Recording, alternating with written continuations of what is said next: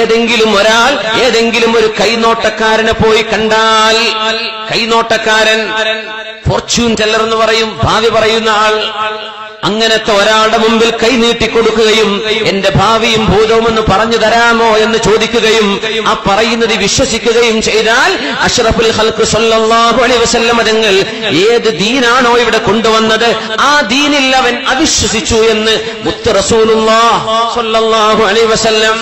ഇനി ഒരാൾ വിശ്വസിച്ചില്ല, വെറുതെ നക്ഷത്രവാരഫലം പത്രത്തിൽ വന്നു, നക്ഷത്രവാരഫലം നമ്മുടെ മെയിൻ സ്ട്രീം പത്രങ്ങളിലൊക്കെ കാണാമല്ലോ, ഇംഗ്ലീഷ് പത്രം ന്യൂയോർക്ക് ടൈംസിൽ വരെയുണ്ട് നക്ഷത്രവാരഫലം. എന്താ പറയല്? Horoscope, astrology. അസ്ട്രോണമി കുഴപ്പമില്ല, നല്ലതാണ്, ആകാശലോകത്തെ കുറിച്ചുള്ള പഠനം. പക്ഷെ അസ്ട്രോളജി അത് ഹറാം.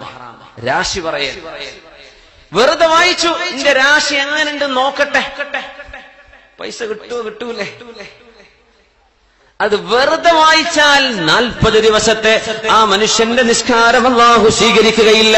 ലം തുഖ്ബൽ ലഹു സ്വലാത്തു 40 യൗം, 40 ദിവസത്തെ നിസ്കാരം അവൻ നഷ്ടപ്പെടുത്തി കളഞ്ഞു എന്ന് പരിശുദ്ധ റസൂലുള്ളാഹി സ്വല്ലല്ലാഹു അലൈഹി വസല്ലം.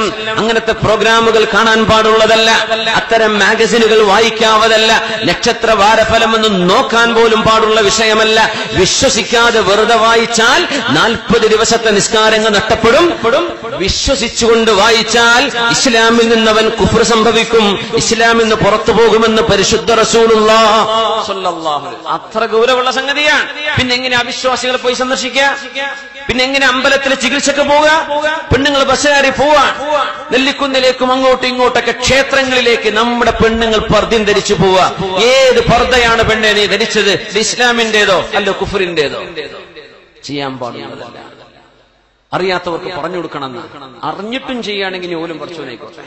ഇത് പറയൽ നമ്മുടെ ബാധ്യതയാണ്, പ്രവർത്തിക്കൽ എന്റെയും നിങ്ങളുടെയും ബാധ്യതയാണ്. അല്ലാഹു നമുക്ക് തൗഫീഖ് ചെയ്യട്ടെ.